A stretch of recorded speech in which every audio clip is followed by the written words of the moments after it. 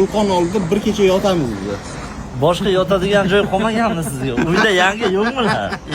Yo'q, so'roq ekandik. Mana shularni taniganlar bormi?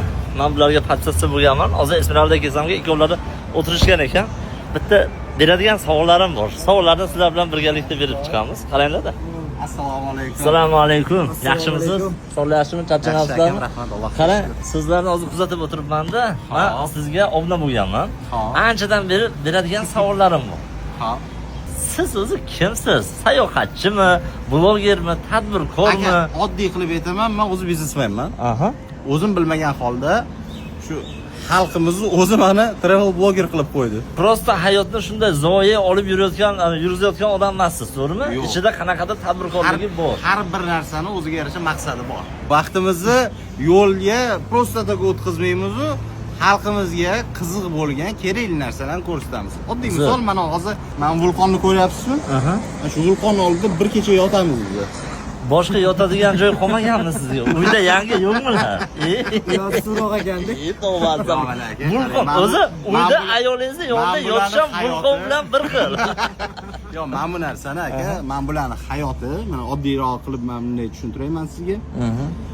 Mana shu insonlar hammasining hayoti xalqimizga hozir qiziq. Ya u sizga qiziq bo'lishi mumkin. Buni astag'firullah, bep qilamiz bu yerda. Bunda kimga qiziq bunaqa joylarga borishda, to'g'risi?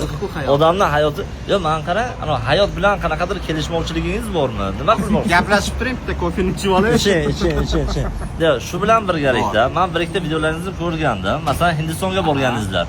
To'g'rimi? Gangaga borib, o'lgan odamlarni, ana tuprog'ini ko'rib kelyapsiz, ko'rsatyapsiz. O'sha gangadan cho'milib chiqmadingizlarmi? Yo'q. Ha? Yo'q. U ham odamlarga qiziqdir. Hattoki ovqat ham yemabmiz Hindistonda.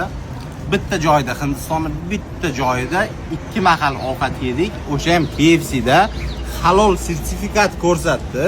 Okay. O'shandan keyin yedik. Atak boshqa joylarda umuman hech narsa yemabmiz ham, ichmabmiz ham. Okay. Tadbirkorlik bilan shug'ullanaman dedingiz. Endi sir bo'lmasa agar, nima faoliyat bilan? Kiyim-kechak sotamiz aka. Khalifman brendi o'zi bu meni farzandim deydi, mana qarang. Endi Afrikaga bo'ladigan sayohatingiz haqida necha kunlik bo'ladi? 10 kun atrofida bo'ladi. U yerdan kiyim-kechak olib kela olmasangiz kerak, to'g'rimi? Yo'q. Faqatgina kontent uchun. Nima biznes qilsa bo'ladi u yerdan bir? Bu yoqda zo'r biznes bor. Odam suyagini sotish. Yo'q aka, qarang, haqiqiy yaxshi biznes. 3 yil oldin bir akamiz boruvdilar, gaplashib qolgandim, o'shandan keyin qiziqib qoldim o'sha biznesga. Hozir ham qiziq menga bu narsa. Bizda esingizda bo'lsa $75 oraligida edi tillani narxi. Xo'sh. Может 2 yil oldingi gap yoki 3 yil.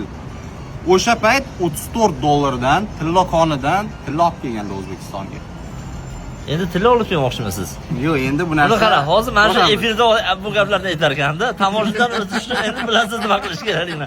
Mabodo boshxonada ishlaydiganlar bo'lsa agar, Xalifman profili ostida mana ko'rinishlari. O'chiring bu videoni.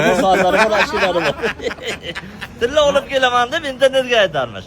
Sizlar esa pastda obunachilar yozib qoldiringlar. Afrikaning qaysi davlatlarini ko'rish qiziq va aynan qaysi aholini yaqindan ko'rishni istaysizlar. Bilmadim, agar istasalaringiz agar bular o'sha joylarga borib ko'rsatib berar ekanlar. Shu savolingiz sal noto'g'ri bo'ldi. Qanaqa bo'lish kerak? Agar istamasalar edi, obunachilarimiz hozirgi kunda 556 ming obunachi bo'lmasdi menda. 556 mi? Aha. 6 mi yoki 1000 tami? 556 ming.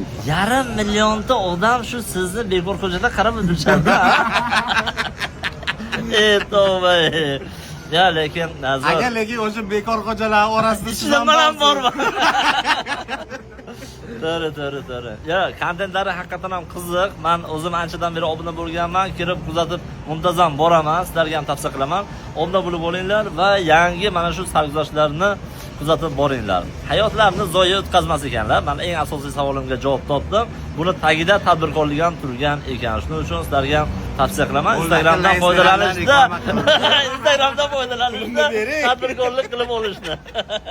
Pulim bering, reklama qildim-ku. Udachi. Siz Hindistonga borgansiz, u yerda ishlar pul bilan bo'lmaydi. Biz ulardan o'rganganmiz.